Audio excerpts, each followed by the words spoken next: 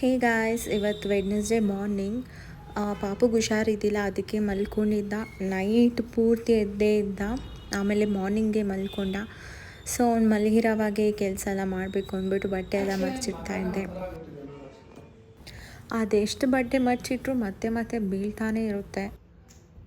Smile Appu, smile ಗುಂಡ ಮಗನೇ. ಎಲ್ಲ ಮರ್ಚಿಟ್ಟಿದ್ದಾಯಿತು. ಈ ಡಸ್ಟ್ಬಿನ್ ಬೇರೆ ಎತ್ಕೊಂಡು ಹೋಗಿ ಹಾಕಬೇಕಿತ್ತು. ಈ ಡೈಪರ್ಸಿಂದ ಪ್ರತಿದಿನ ಡಸ್ಟ್ಬಿನ್ ಫಿಲ್ ಆಗಿಬಿಡುತ್ತೆ. ಫಸ್ಟೆಲ್ಲ ಈ ಥರ ಇಡ್ತಾನೆ ಇದ್ದಿಲ್ಲ, 1 ವೀಕಿಗೆ ಒಂದು ಸತಿ ಎತ್ಕೊಂಡು ಹಾಕಿದ್ರು ಆಗ್ತಿತ್ತು. ಬಟ್ ಇವಾಗ ಪ್ರತಿದಿನ ಫಿಲ್ ಆಗಿಬಿಡುತ್ತೆ.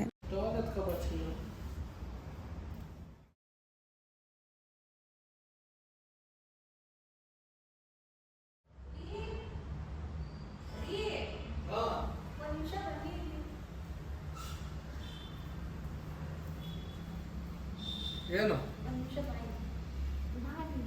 ಏನು ಹೇಳು.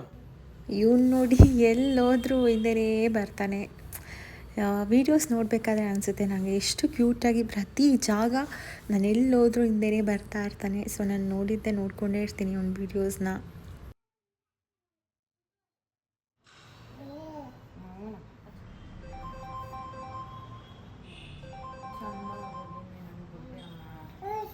ಫೋನಾ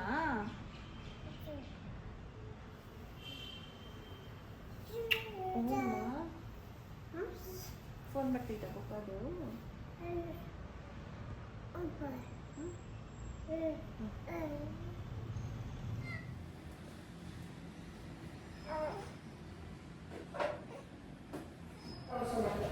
ಬ್ರೇಕ್ಫಾಸ್ಟ್ಗೆ ನಮ್ಮ ಅತ್ತೆ ಇಡ್ಲಿ ಮಾಡಿದರು.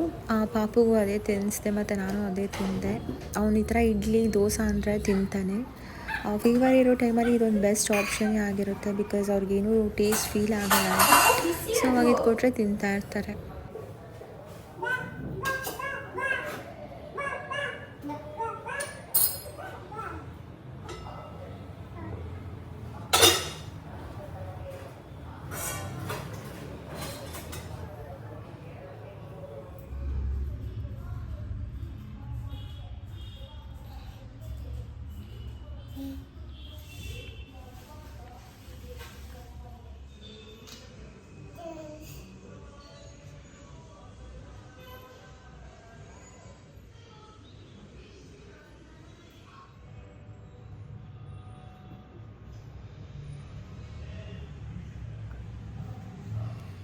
ಅವರಪ್ಪ ಇವತ್ತು ಮನೇಲಿ ಬ್ರೇಕ್ಫಾಸ್ಟ್ ತಿನ್ನಲಿಲ್ಲ, ಅದಕ್ಕೆ ಬ್ಯಾಗ್ ಕೊಟ್ಬಿಟ್ಟು ಬರೋಕ್ಕೆ ಹೋಗ್ತಾ ಇದ್ದೀವಿ.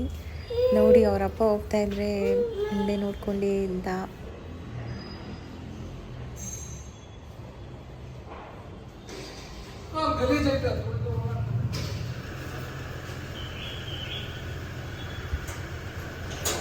ಮತ್ತು ಅವನಿಗೆ ಬಿಸಿನೀರಲ್ಲಿ ಬೇಗ ಸ್ನಾನ ಮಾಡಿಸಿದೆ, ಬಿಕಾಸ್ ಜ್ವರ ಇತ್ತಲ್ವ. ಸೊ ಅದಕ್ಕೆ ಜಾಸ್ತಿ ಹೊತ್ತು ಇಲ್ದಿರ ಬೇಗ ಹೋಗಿ ಒಂದು ಸ್ವಲ್ಪ ಸ್ನಾನ ಮಾಡಿಸ್ಬಿಟ್ಟು ಎತ್ಕೊಂಬಂದು ರೆಡಿ ಮಾಡಿಸಿದೆ, ಬಿಕಾಸ್ ಅವ್ರಿಗೂ ಒಂಥರ ಇರಬಾರ್ದು ಅಂತ ಮಾಡಿಸಿದ್ದು. ಪಾಪುಗೆ ರಸಮ್ ಮಾಡ್ತಾಯಿದ್ದೆ. ಸೊ ರೆಸಿಪಿ ನಿಮಗೆ ಶೇರ್ ಮಾಡ್ತೀನಿ. ಪೆಪ್ಪರ್ ಮತ್ತು ಜೀರಿಗೆನ ಸಾಟೆ ಮಾಡಿಕೊಂಡು ಮಿಕ್ಸಿಯಲ್ಲಿ ಗ್ರೈಂಡ್ ಮಾಡ್ಕೋಬೇಕು. ಟೊಮೆಟೊ ಮತ್ತು ಟ್ಯಾಮ್ರಿನ್ನ ಈ ಥರ ಹಾಟ್ ವಾಟರಲ್ಲಿ ಇಡಬೇಕು ಸ್ವಲ್ಪ ಹೊತ್ತು. ಒಬ್ಬೊಬ್ಬರು ಹಾಟ್ ವಾಟರಲ್ಲಿ ಸ್ಟವ್ ಮೇಲೆ ಇರ್ತಾರೆ, ಬಟ್ ಈ ಥರನೂ ಮಾಡ್ಕೋಬೋದು ನಾವು. ಸೊ ಈ ಥರ ಇಟ್ಕೊಬಿಟ್ಟು ಒಂದು ಪ್ಯಾನ್ ಇಲ್ಲ ಏನಾದರೂ ಇಟ್ಕೊಂಡು ಅದರಲ್ಲಿ ಆಯಿಲ್ ಹಾಕ್ಕೊಳ್ಳಿ. 1-2 ಟೇಬಲ್ ಸ್ಪೂನ್ಸ್ ಹಾಕು. ನಾನು ಫಸ್ಟೆಲ್ಲ ಮಗುಗೆ ತುಪ್ಪ ಹಾಕ್ತಾಯಿದ್ದೆ, ಬಟ್ ಇವಾಗ ಅದು ಸ್ಮೆಲ್ ಒಂಥರ ಇರುತ್ತೆ ಅಂತ ಆಯಿಲೇ ಹಾಕ್ತೀನಿ. ಕೊತ್ತಂಬರಿ, ಕರಿ ಲೀಫ್ ಮತ್ತು ಗಾರ್ಲಿಕ್ನ ಈ ಥರ ನಾನು ಮಾಡ್ತಿದ್ದೀನಲ್ಲ ಹಂಗೆ ಮಾಡ್ಕೊಳ್ಳಿ. ಮಿಕ್ಸಿಯಲ್ಲೆಲ್ಲ ಹಾಕ್ಬಾರ್ದು, ಬಿಕಾಸ್ ಮಿಕ್ಸಿಯಲ್ಲಿ ಹಾಕಿದ್ರೆ ನಾನು ಆ ಥರನೂ ಮಾಡಿದ್ದೀನಿ, ಅದು ಅಷ್ಟು ಟೇಸ್ಟ್ ಇರಲ್ಲ. ಈ ಥರ ಹಾಕೋದ್ರಿಂದ ಇದು ಸ್ಮೆಲ್ ಮತ್ತೆಲ್ಲ ತುಂಬ ಚೆನ್ನಾಗಿರುತ್ತೆ, ಅದಕ್ಕೆ ಈ ಥರನೇ ಮಾಡ್ಕೊಳ್ಳಿ. ಮತ್ತು ನಾನು ಆಯಿಲ್ ಇಕ್ಬಿಟ್ಟು ಇದು ಸಾಸಿವೆ ಹಾಕಿದ್ದೀನಿ ಇದರಲ್ಲಿ. ಒಂದೊಂದು ಸತಿ ಸಾಸಿವೆ ಹಾಕಲ್ಲ, ಬಟ್ ಒಂದೊಂದು ಸತಿ ಹಾಕ್ಕೋಬೋದು, ನಿಮ್ಮಿಷ್ಟ. ಅದಾದಮೇಲೆ ನಮ್ಮ ಹತ್ರ ಇರೋ ಪೌಡರ್ಸ್ ಎಲ್ಲ ಅದರಲ್ಲಿ ಹಾಕಬೇಕು. ಇವಾಗ ಇದೆಲ್ಲ ಆಯಿಲಲ್ಲೇ ಬೇಯಬೇಕು ಚೆನ್ನಾಗಿ, ಬಿಕಾಸ್ ಆವಾಗಲೇ ಟೇಸ್ಟ್ ಬರೋದು. ಒಬ್ಬೊಬ್ಬರು ಏನು ಮಾಡ್ತಾರೆ ಅಂದರೆ ಹಂಗೆ ಹಾಕಿ ಅದು ಇವಾಗ ಅದೇನು ಟೊಮೆಟೊ ನೀರೆಲ್ಲ ಇರುತ್ತಲ್ಲ ಅದು ಹಂಗೆ ಡೈರೆಕ್ಟಾಗಿ ಹಾಕ್ತಾರೆ. ಸೊ ಅವಾಗ ಅದು ರಸಮನ್ನು ಟೇಸ್ಟೇ ಇರೋಲ್ಲ. ಸೊ ಇದರ ಆಯಿಲಲ್ಲೆಲ್ಲ ಬೇಯಲಿ ಒಂದ್ಸತಿ. ಬೇಯ್ದಿದ್ದಾದಮೇಲೆ ನೀವು ನಿಮ್ಗೆ ಎಷ್ಟು ಬೇಕೋ ಅಷ್ಟು ನೀರು ಹಾಕಿದ್ರೆ ರಸಮ್ ರೆಡಿ. ಇದನ್ನು ಸ್ವಲ್ಪ ಸಾಂಬಾರು ಪೌಡರ್ ಕೂಡ ಹಾಕ್ಕೋಬೋದು, ಅದು ನಿಮ್ಮ ಇಷ್ಟನೇ.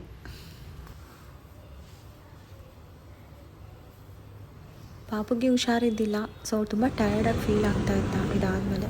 ಅದಕ್ಕೆ ಹಾಸ್ಪಿಟಲ್ಗೆ ಹೋಗ್ಬಿಟ್ಟು ನಾವು KFCಗೆ ಹೋದ್ವಿ ಹಂಗೆ. ಬಿಕಾಸ್ KFCಗೆ ಹೋಗಿ ತುಂಬ ಮನಸ್ಸಾಯಿತು, ಅದಕ್ಕೆ ಸರಿ ಹೋಗ್ಬಿಟ್ಟು ಬರೋಣ ಅಂತ ಹೋದ್ವಿ.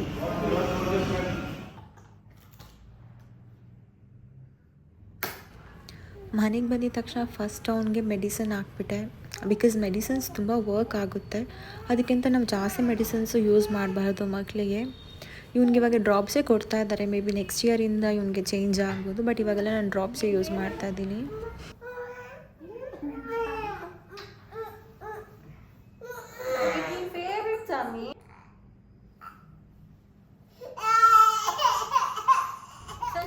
ಊಟ ಮಾಡೋಕ್ಕೆ ನೋಡಿ ಎಷ್ಟು ಇದು ಮಾಡ್ತಾ ಇದ್ದಾನೆ ಅಂದ್ಬಿಟ್ಟು. ಸರಿಪ್ಪ ಏಚ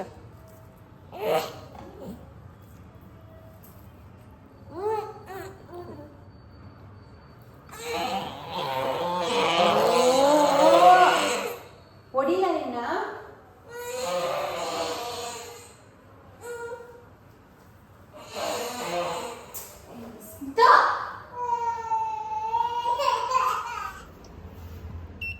ಹಾಯ್ ಮಾಡು.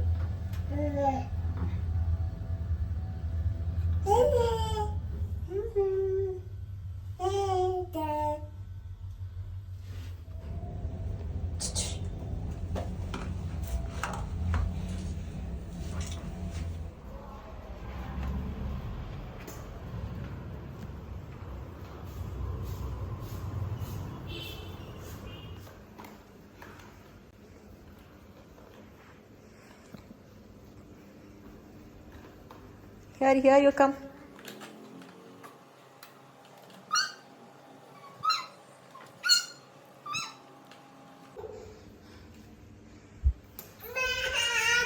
ಈವ್ನಿಂಗ್ ಮಗುಗೆ ಮಿಲ್ಕೆ ಕೊಟ್ಟೆ, ಬಿಕಾಸ್ ಫ್ರೂಟ್ಸ್ ಏನೂ ಬೇಡ ಅಂದ್ಬಿಟ್ಟು, ಬಿಕಾಸ್ ಕೋಲ್ಡ್ ಇರುತ್ತಲ್ಲ ಅದಕ್ಕೇ.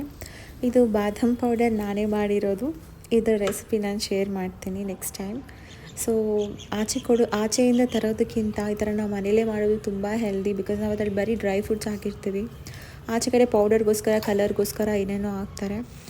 ಸೊ ಅದಕ್ಕೆ ನಾನು ಈ ರೆಸಿಪಿ ನಿಮಗೆ ನೆಕ್ಸ್ಟ್ ಶೇರ್ ಮಾಡ್ತೀನಿ. ಮತ್ತು ನಾನು ಕಾಫಿ ಇಟ್ಕೊಂಡು ಕುಡಿದ್ಬಿಟ್ಟು ತುಂಬ ತಲೆ ನೋವ್ತಿತ್ತು, ಬಿಕಾಸ್ ಹಾಸ್ಪಿಟಲ್ಗೆಲ್ಲ ಹೋಗ್ಬಿಟ್ಟು ಬಂದ್ವಲ್ಲ. ಮತ್ತು ಅವ್ನ ಪಾಪುನ ಇಟ್ಕೊಂಡಿರೋದೇ ಆಗೋಯ್ತು ನನಗೆ. ಅದಕ್ಕೆ ಒಂಥರ ನನಗೂ ನಮಗೆ ಫೀವರ್ ಬರೋದಕ್ಕಿಂತ ಮಕ್ಳಿಗೆ ಫೀವರ್ ಬಂದ್ರೇ ನಮಗೆ ತುಂಬ ಟಯರ್ಡ್ ಆಗೋದು. ಇದು ಎಲ್ಲ ಪಾಪು ಇರೋ ಮದರ್ಸ್ ಗೊತ್ತಿರುತ್ತೆ, ಬೇರೆಯವರೆಲ್ಲ ಇದೆಲ್ಲ ಗೊತ್ತಾಗಲ್ಲ. ಸೊ ನೋಡಿ ಅವರಪ್ಪ ಹೋಗ್ತಾಯಿದ್ರೆ ಹಂಗೆ ನೋಡ್ತಾನೆ ಇದ್ದ.